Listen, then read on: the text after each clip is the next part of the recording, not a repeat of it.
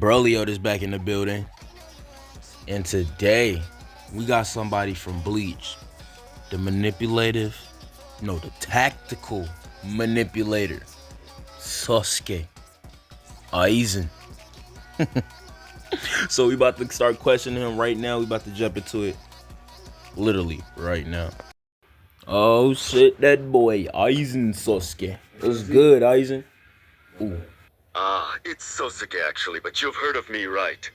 I'm sure you must know I'm quite infamous. Oh yeah, like, I'm very aware. Very. So I pulled you out to ask you some certain questions if you don't mind me asking. The first question I had in mind was what does it really what does it truly mean to be a god in your eyes? Oh, that's a good question. In my eyes, to be a god, you must simply be above everyone else in every aspect. Right. I've always made it my goal to be a superior being. Yeah. I've always been fascinated with godhood.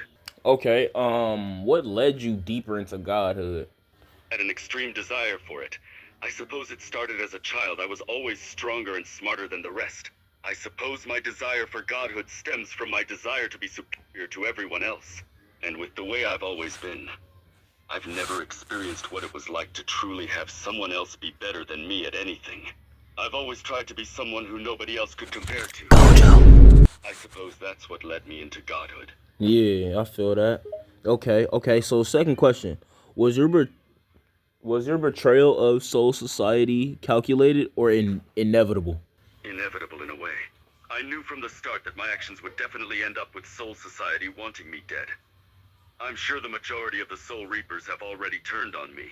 Or would in my eyes everyone in Soul Society was nothing but sheep, led by a corrupt leader. I wanted to create a new order. I wanted to lead a new Soul Society with me in the helm. Okay. How did you see the Soul Society? I saw it as a flawed organization. I saw it as a bunch of sheep led by a dog who was just as corrupt as the rest of them. The Soul Society was nothing but a false society. So you technically was using it. I'm sorry? Using? What do you mean? Like you were technically using the Soul Society for your own purpose. Yes, I suppose I was using them for my own purpose. They had power, and I used them for it to further my own ambitions. You can use the word using, but you can also say, I took the power I needed. That's a outrageous way of saying it, but okay. Third question: do you believe emotions are a weakness or simply a tool? Interesting question now that I actually think about it. Yeah. I never really considered them a weakness per se. I suppose emotions are a double-edged sword. Sometimes emotions can be a weakness. Sometimes they can be a strength. It all depends how you use it. If you ask me, I suppose I don't find emotions to be either one. I think it all depends on how you use them. Okay, I noticed you're pretty mindful as a villain. Well, as a being who has achieved transcendence through evolution, I've grown to learn many things. I view the world very differently to everyone else. Right. I've gained so much through evolution, so I suppose I have become quite mindful through my experiences. Seems like you have. I was expecting a whole different conversation when it comes to me and you, but you actually you're pretty, I don't know, you actually pretty smart. You understand what you're talking about. Fourth question. At what moment did you decide the world needed to be rewritten? The moment was when I first realized just how corrupt Soul Society was. I saw how flawed their little world really was. Yeah. They were so easily played, manipulated, like a bunch of toy soldiers dancing to the tune of a madman. I saw everything that was wrong with the world, and I wanted a new world to be born. Hey, but what happened to like the one dude that was always like damn near like your sidekick, and then that one I think he was like he had like a number 4 or some shit. What happened with them two? You mean Tosin and Gin? They both died in the battle against the Soul Reapers. I will say though Tosin in his last moments actually betrayed me. Gin, however, was quite loyal. No, cause I ain't gonna lie, those is like I don't know if I got them right, cause I don't really know too much about the rest of them, but I do know those are like the main two hardest characters. I'm gonna show them up right here on the screen, but those are the two that I'm talking about, and they are cold as fuck to me. I see you are referring to my Espada. They are quite impressive. The number 4 was Ulquiorra. He was the strongest of the Espada, and he was also quite loyal. He was also more intelligent than the rest of the Espada. The number 9 Espada was Grimjaw. He was another strong Espada. He was very ruthless. And he also had a strong sense Whoa, of whoa, pride. whoa, wait. You talking about the dude with the blue hair and shit? Yes, that's him. That's Grimjaw. Oh, oh yeah. See, I ain't talking about him. I'm talking about that one nigga with that hat. Oh, you're talking about Sailaporo. You Nigga, can I just don't call him know these, Sail bro. for short. Brother, I don't know these niggas' names. I'm just saying shit. But whatever. Fifth question: is justice just a concept the weak created to protect themselves? That's a good question. I suppose you could say so. I've noticed that a lot of humans like you, and most of the other Soul Reapers always have some kind of moral compass. This so-called justice and righteousness. I've always found it to be laughable. I suppose in a way you can say justice is just a concept created by the weak. Okay. Because I wasn't even thinking about it until this question even popped up. But I'm gonna get into like the manipulative shit and the tactical shit. So you played everyone in Soul Society like chess pieces. What was your end game move?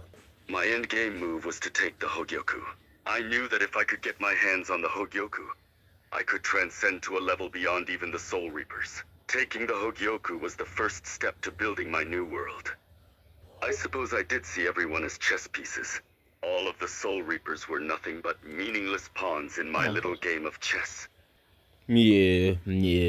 How long were you wearing the mask of the con captain, and did you ever enjoy it? I wore the mask the entire time I was in Soul Society. I've always found it funny how all of the Soul Reapers could never see through it. And for your second question, I suppose I enjoyed some aspects of it. It was fun toying with most of the Soul Reapers, seeing how naive and clueless most of them were. I found it amusing, I will admit. Okay. I'd say the captain of Squad 5 was the most entertaining. He was the most arrogant and clueless of all of them. He was a fool, that's for sure. Oh. I'm gonna get into that new world shit. So I'm gonna ask you, if you won and reshaped the world, what would it look like? If I won and reshaped the world, it would be a world of my design. It would be a world where I am the absolute ruler. No one would be able to stand against me. I would rule with an iron fist. The world would bend to my will in a way. I suppose you could think of me as God. Okay, do you fear anything, even death? No, I fear nothing, not even death. Death would be nothing more than a new beginning. I don't fear it. That's deep. Do you regret anything, or is regret just another illusion to you? Regretting something is pointless. Dwelling in the past is simply foolish. Whatever happens, there's no point in regretting your decisions. In my eyes, regret is simply another pointless illusion. Okay. Um, if for just like little, just any type of motivational quote, what would you say to the people that's watching right now? My advice to anyone who is watching right now is simple. Don't blindly follow the order society has set for you. Have your own ambitions, follow your own path. Don't let anyone stand in your way. Yup, exactly. I feel that. Okay. So I'm gonna top off the rest of these questions, and I'm gonna let you be on. I appreciate you for showing up too. You're very welcome. You are very interesting yourself. I must say speaking with you has been quite enjoyable. Thank you. So, what would you say to the young Aizen before he chose rebellion? To my younger self, I would tell him to not let his desire for godhood consume him. I was young and naive. I was so certain my desire was the only thing that mattered.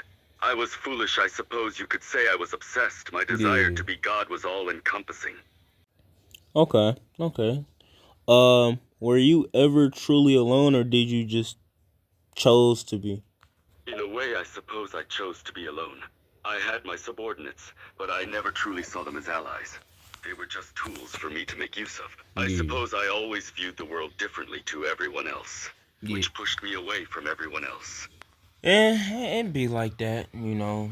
You got different goals. Other people have different goals. Shit, that's just life in general. But guess that technically wraps it up from here because I really asked everything that I've wanted to.